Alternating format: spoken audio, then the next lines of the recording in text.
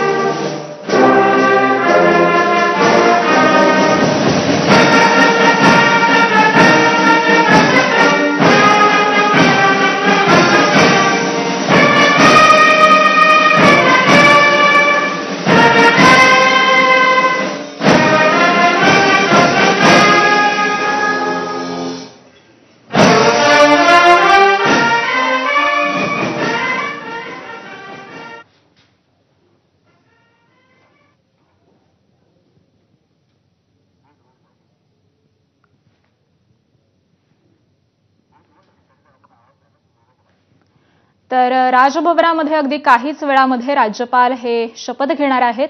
राजभवनातली ही दृश्य आपण पाहतोय। या शपथविधी सोहळ्यासाठी मुख्यमंत्री, त्याचबरोबर उपमुख्यमंत्री आणि इतरही अनेक महत्त्वाचे राजकीय नेते हे उपस्थित राहिलेले आहेत आणि अगदी काहीच वेळामध्ये आचार्य देवव्रत यांचा हा शपथविधी सोहळा संपन्न होणार आहे। खरं तर आचार्य देवव्रत हे गुजरातचे राज्यपाल म्हणून कार्यरत आहेत आणि त्याचबरोबर आता ते महाराष्ट्राचे राज्यपाल म्हणून कारभार स्वीकारणार आहेत। याआधी देखील शिक्षण क्षेत्रामध्ये आणि त्याचबरोबर सामाजिक क्षेत्रामध्ये ते कार्यरत होते आणि 2019 पासून गुजरातचे राज्यपाल म्हणून त्यांनी कार्यभार सांभाळलेला आहे आणि त्यानंतर आता महाराष्ट्राचे राज्यपाल म्हणून अगदी काहीच वेळामध्ये ते शपथ घेणार आहेत। तर महाराष्ट्र राज्याचे मुख्यमंत्री देवेंद्र फडणवीस, त्याचबरोबर उपमुख्यमंत्री एकनाथ शिंदे या शपथविधी सोहळ्यासाठी राजभवनामध्ये उपस्थित राहिलेले आहेत आणि अगदी काहीच वेळामध्ये राज्यपाल आचार्य देवव्रत हे शपथ घेणार आहेत।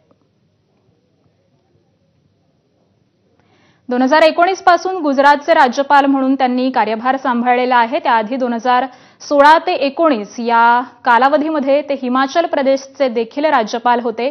त्याआधी शैक्षणिक क्षेत्रामध्ये ते कार्यरत होते आणि शैक्षणिक आणि सामाजिक क्षेत्रामध्ये अनुभव संपादन केल्यानंतर आता गुजरात आणि त्याचबरोबर महाराष्ट्राच्या राज्यपालपदी ते नियुक्त होणार आहेत।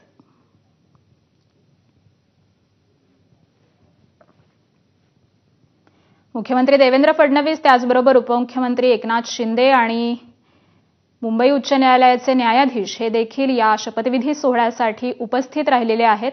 अगदी काहीच वेळामध्ये हा शपथविधी सोहळा पार पडेल आणि आचार्य देवव्रत हे महाराष्ट्र राज्याचे राज्यपाल म्हणून कारभार स्वीकारते। भारत के संविधान के अनुच्छेद 155 तथा 160 द्वारा मुझ में निहित की गई शक्तियों के आधार पर गुजरात के राज्यपाल श्री आचार्य देवव्रत को महाराष्ट्र के राज्यपाल के पद के कृत्यों का निर्वहन करने के लिए उस तारीख से नियुक्त करती हूं जिस तारीख को वह अपने पद का कार्यभार ग्रहण करते हैं। भारत गणराज्य के 76वें वर्ष में आज सन 2025 ईस्वी के सितंबर मास के 11वें दिन 20 भाद्रपद 1947 शक राष्ट्रपति भवन नई दिल्ली में दिया गया। भारत की राष्ट्रपति। मैं माननीय न्यायमूर्ति श्री चंद्रशेखर जी से अनुरोध करता हूं कि वह पद निर्देशित माननीय राज्यपाल महोदय को शपथ ग्रहण कराएं।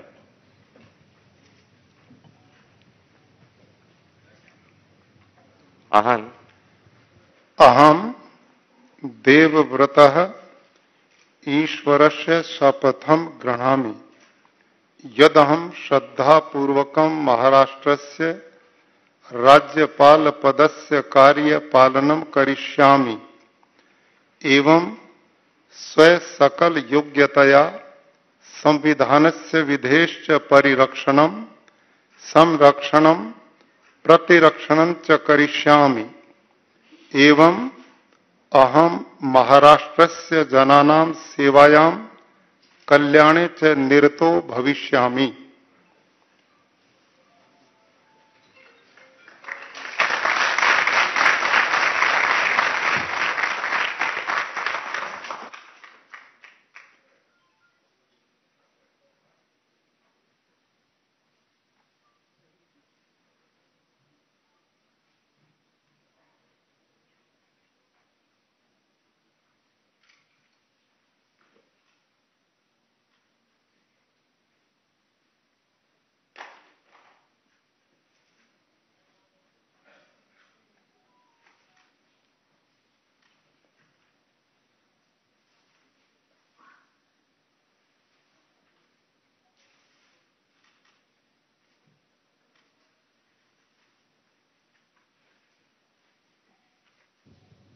तर अगदी काहीच वेळापूर्वी त्यांनी राज्यपाल पदाची शपथ देखील घेतलेली आहे।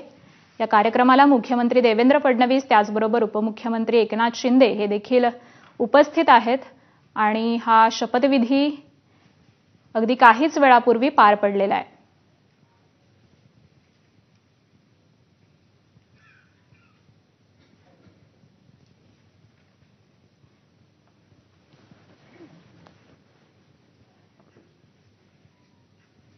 आचार्य देवव्रत यांच्या कारकिर्दीचा लेखाजोखा घ्यायचा झाला तर त्यांनी आधी शिक्षण क्षेत्रात देखील उल्लेखनीय असं कामगिरी बजावलेली आहे आणि त्यानंतर सामाजिक क्षेत्रामध्ये देखील त्यांनी मोठ्या प्रमाणावरती काम केलेलं होतं आणि त्यानंतर गुजरातचे राज्यपाल त्याचबरोबर हिमाचल प्रदेशचे राज्यपाल म्हणून देखील त्यांनी कार्यभार सांभाळलेला होता आणि यानंतर आता महाराष्ट्राचे राज्यपाल म्हणून त्यांची नियुक्ती करण्यात आली आहे। त्यामुळे आता आचार्य देवव्रतांकडे महाराष्ट्राचा अतिरिक्त राज्यपाल म्हणून पदभार असणार आहे। महाराष्ट्र राज्याचे आधीचे राज्यपाल CP राधाकृष्णन यांना NDA कडून उपराष्ट्रपती पदासाठी उमेदवारी देण्यात आली आणि त्यानंतर उपराष्ट्रपतीपदी CP राधाकृष्णन यांची नियुक्ती झाली आणि त्यामुळे आता गुजरातचे राज्यपाल आचार्य देवव्रत यांच्याकडे महाराष्ट्र माननीय राज्यपाल महोदय शपथ ग्रहण समारोह के समापन की अनुमति प्रदान करें।